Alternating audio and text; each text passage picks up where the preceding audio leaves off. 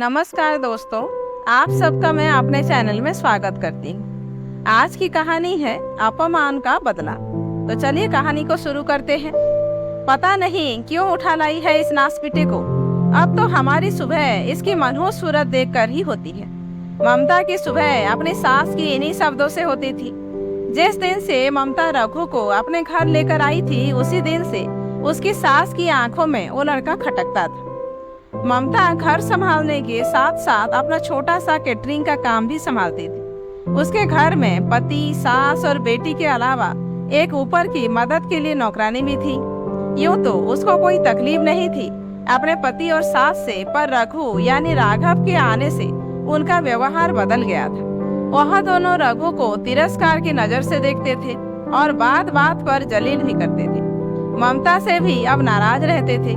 मौका देखकर उसको कुछ न कुछ सुनाई देते थे। उसकी 6 साल की बेटी प्रिया रघु को देखकर बहुत खुश हो गई थी और उस 10 साल के बच्चे को पहली बार में ही रघु भैया मान लिया था। रघु उसी दिन से उसको छोटी बहन की तरह प्यार करता और उसका बहुत ध्यान रखता। प्रिया और रघु साथ में पढ़ते थे, खेलते थे। खेलने में कभी कोई बात हो जाए तो रघु प्रिया को प्यार से समझाता था, जबकि प्रिया अपने छोटे होने का फायदा उठाकर उससे लड़ाई भी कर लेती थी। प्रिया का रघु की तरफ प्यार और सम्मान देखकर दादी और पिता को बहुत बुरा लगता। उन्होंने उसको रघु के खिलाफ भड़काना शुरू किया और उस मासूम बच्ची का मन रघु के खिलाफ होने लगा। वो हर बात पर उसका अपमान करती। ममता उसको प्यार से अकेले में समझाती तो वह थोड़ा बहुत तो समझ जाती थी, लेकिन माँ की व्यस्तता पर पिता और दादी की सोच भारी पड़ गई। रघु उसका ध्यान रखने की जितनी कोशिश करता, प्रिया के अपमान के शब्द उतने ही कड़वे होते जाते। बचपन में रक्षाबंधन पर वो रघु के लिए राखी लाती थी और मेरा भैया कहकर रघु की कलाई पर बांधकर मिठाई खिलाती थी। रघु भी उसको आइसक्रीम खिलाने ले जाता और कोई उसकी मनपसंद का तोहफा दिलाता। अब वही प्रिया अपनी माँ के जोर देने पर रघु को राखी बांधती और चली जाती। रघु, जिसका असली नाम राघव था, ममता की बचपन की सहेली किरण का बेटा था। किरण के पति फौज में थे और दुश्मनों के हाथों देश के लिए शहीद हुए थे। किरण ने अकेले राघव को बड़ा करा था। रघु बेचारे की किस्मत में माँ बाप का प्यार शायद नहीं था। एक दिन किरण बाजार से सब्जी ला रही थी तो एक कार ने उसे टक्कर मार दी। अस्पताल में किरण ने ममता को बुलाया और उससे वादा लिया कि वो उसके बेटे का ध्यान रखेगी। ममता के हाथ में अपने 10 साल के राघव को छोड़कर किरण ने अंतिम सांस ली। जब ममता रघु को घर लेकर आई थी, तभी उसकी सास ने कहा था, मनहूस है यह लड़का, माँ बाप दोनों को खा लिया, अब क्या अपना घर बर्बाद करने के लिए लाई हो? कोई जरूरत नहीं इसको यहाँ रखने की, छोड़ आओ इसको किसी अनाथ आश्रम में। ममता के पति भी नाराज हुए थे। उसने उन लोगों से कुछ नहीं कहा और रघु को अपने बेटे की तरह पालने लगी। इन्हीं सब कड़वी बातों के साथ समय तेजी से आगे बढ़ा और अब रघु 23 साल का एयरफोर्स पायलट बन गया था। ममता को वह माँ नहीं भगवान मानता था, जिसने बहुत मजबूती के साथ उसको पाला था। 19 साल की प्रिया भी एक खूबसूरत लड़की थी। अब दादी और पिता के जरूरत से ज्यादा लाड़ प्यार ने उसको जिद्दी और रूखे स्वभाव का बना दिया था। ममता के प्यार, मेहनत और समझदारी की वजह से वह माँ की इज्जत तो करती थी, लेकिन रघु को लेकर उसका वही रवैया था। एक दिन प्रिया ने घर में बताया कि उसको किसी सहेली के घर जाना है और वह रात को वहीं रुकेगी। दादी और पिता को तो कोई मतलब था नहीं। ममता का मन पूरी तरह से मान नहीं रहा था, पर प्रिया ने उसकी बात नहीं मानी और अपनी बात मनवाकर जबरदस्ती चली गई। रघु घर में था और सब सुन रहा था। वह प्रिया के सब दोस्तों को जानता था और उन्हें बिल्कुल पसंद नहीं करता था।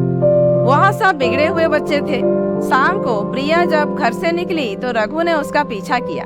उसने प्रिया को एक घर में जाते हुए देखा।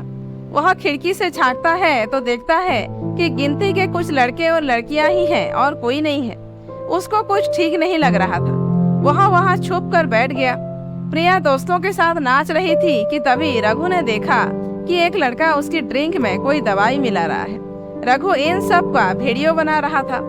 उसने देखा कि प्रिया को थोड़ी देर बाद चक्कर आने लगी। वह लड़का प्रिया को कमरे में ले गया और बेहोशी की हालत में प्रिया को पलंग पर लिटा दिया। जैसे ही उसने प्रिया के कपड़ों को छुआ, रघु ने उसके ऊपर हमला करा और बहुत मारा।